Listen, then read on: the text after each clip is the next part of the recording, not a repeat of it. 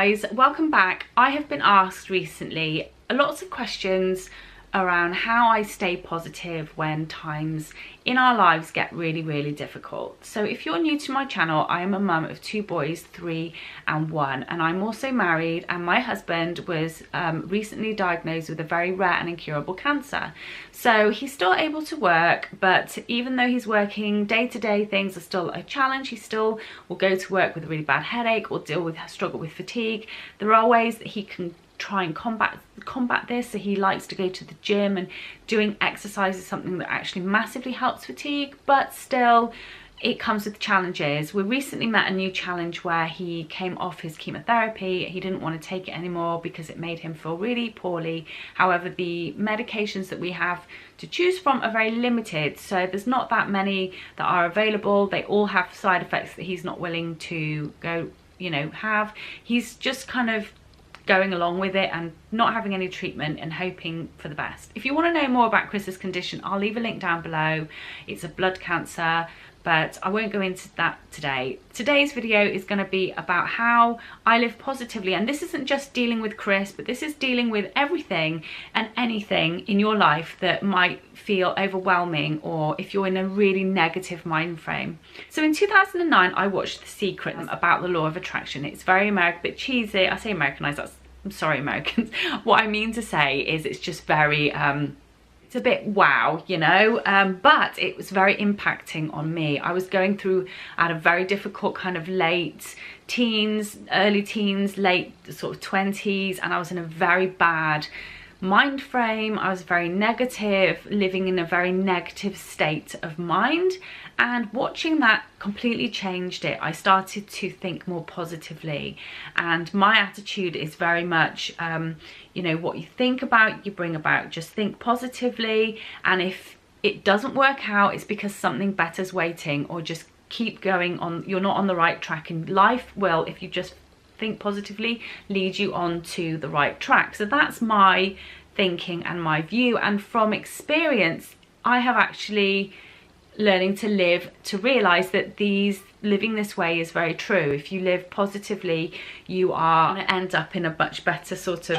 frame of mind, and you're going to get to your target far quicker than if you were to go down a more negative thinking route. People who think more positively and who are more optimistic are actually live 7 years longer than people who don't, and that is because when you live really negatively, or when you have a really negative frame of mind, you release so much cortisol in your body, which is so detrimental to your health. That fight or flight substance, hormone, is it a hormone? I don't know, but it's basically what causes that fight or flight feeling, and it's really bad for your health. So living and being that little bit more positive will massively benefit your health. First tip that is a great way to kind of start changing or shifting your focus is actually to just be grateful. Sounds a bit crazy, but this really does kind of start in tiny little steps in your head without you realizing you're doing it, changing your attitude slightly. So there was a time I remember in my old flat, and it was very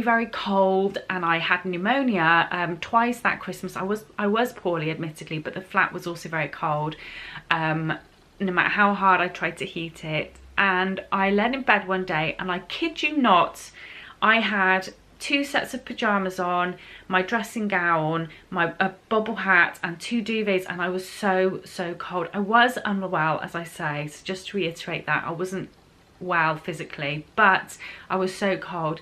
And I remember looking around the room and thinking, I may be cold and I may be in pain, but I am so grateful to have a home right now. I have a roof over my head. It was raining outside, if I remember rightly, and I remember just thinking, I have a roof over my head. And there's some people out there who don't even have that. So rather than moaning and complaining that I lived in this really cold flat, I changed it to, I have a roof over my head.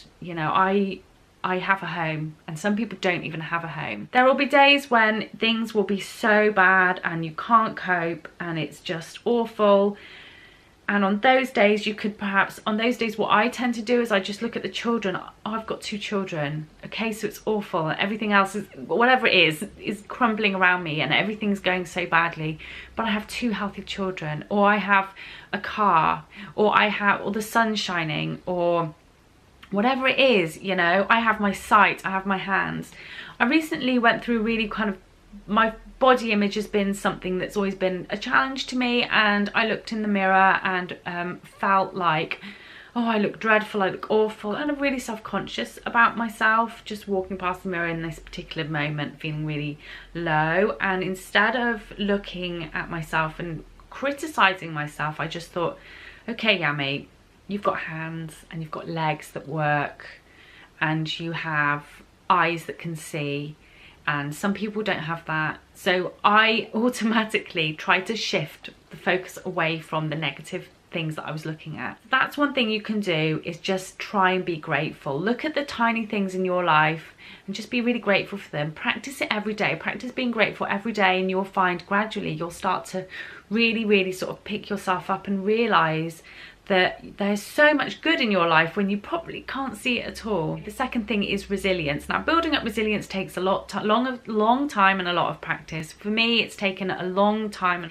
going through some really harsh downs to coming up. And I recently looked back on my life and thought, you know, everything was always okay. It's always okay. Like, it will always be okay somehow. I don't know when, I don't know how, but it always ends up okay. As you guys know, I often get really anxious around Chris's condition. It really kind of freaks me out and I get really upset about it. And recently when I posted the update about how he was in his health, I seemed like I was okay, and I thought I was okay. Basically the fact that he didn't want to take any medication at the moment, he's leaving it up to God's will, so to speak. He's just living life and letting go. And I was really worried, what if he has a stroke? What if he does this? Because his platelets, he's got very high blood platelets. But I thought, well, it's okay, you know, we'll just roll with it, it'll be fine. But then I started getting back into that real sort of fear and frightened. So I sat myself down and basically just had a word with myself. I thought to myself, if Chris dies, what happens? Okay, so I'll be so heartbroken and I will be devastated, but I will still have my home, the kids will be fed. You know that I wouldn't be the only person in the world who's lost a loved one, and they've survived. They've always survived. They are maybe not smiling fully, maybe they, you know, you always miss them, but I know that you move on, because I've seen people do it somehow. That might seem really morbid, but it's the only way that I was able to overcome that challenge and deal with that. And for me, it's building that resilience. So becoming resilient to whatever it is that you're finding scary. That's how I deal with the situation with Chris, for example. A lot of people have asked me how, and that's how. We just think about the worst case scenario. How would I cope? Yes, it'd be dreadful. No, I would be okay. Trying to live moment to moment, day by day, rather than focusing on the future and letting your mind go off into another, you know, scenario. Just living in the here and now, and remembering that a thought is just a thought. It's not fact, it's just a thought. And that leads me on to my next thing, and that is that your mind is amazing at telling stories. Recently I had a situation where, this is going to sound really crazy, where I walked past someone, and we live in a really small kind of village, everyone knows everyone, and I'd been walking past this particular person quite a lot, and I smiled at them and they didn't smile back, and then I saw them again and they were with somebody else. They walked out of the shop and I was convinced in my head they're talking about me and they're friends with such and such, and they're talking, what if the whole community is talking about me and saying negative things about me. And I rang Chris in a flurry and I was like, you know, we have to leave here, we have to go move to the next village down the road. And he was like, whoa, like, what has happened? Like, what made your mind go off in this whole tangent? And secondly, you don't know what's going on in her life. Maybe she doesn't smile very well, or maybe that's just the way she was brought up, or maybe she has a bad life. Maybe her boyfriend's beating her up, or her husband's beating her up, or whatever, I don't know. He saw it from a different angle. And I recently learned that your mind will just tell stories and will build on things, because that's just what we do. So I'll give you an example. There was another example which I can't use because it's copyrighted, so I'll give you another example. So Tommy's on a train and he's carrying a present, he's going to a birthday party. So you immediately have this picture of Tom in your head going to a birthday party on the train, and the next sentence will be Tom gets off the train and he buys a card for his grandson. So immediately Tom's changed. The picture of him has changed. He's a different person. And then the next one might be Tom looks at his phone and realizes that he has a stag do to go to tonight. So your picture again of Tom is changing. Maybe he's that bit younger than he was in the previous one. So your mind makes up these stories. It creates these scenarios. And what you need to do when that happens is take it all the way back. What's going on with my hairband? Back to the beginning and just look at the facts and try not to move forward from the facts, because what your brain is thinking usually isn't fact until you have the facts. So try not to let it kind of go off on this crazy tangent. And the final thing is be kind to yourself. Try and be kind to yourself. I remember there was one time when Chris was away, he was deployed, and I had no one to speak to, and I was in a really bad way in my mental health. I was in my degree final, and I was writing my dissertation. I was finding everything very overwhelming.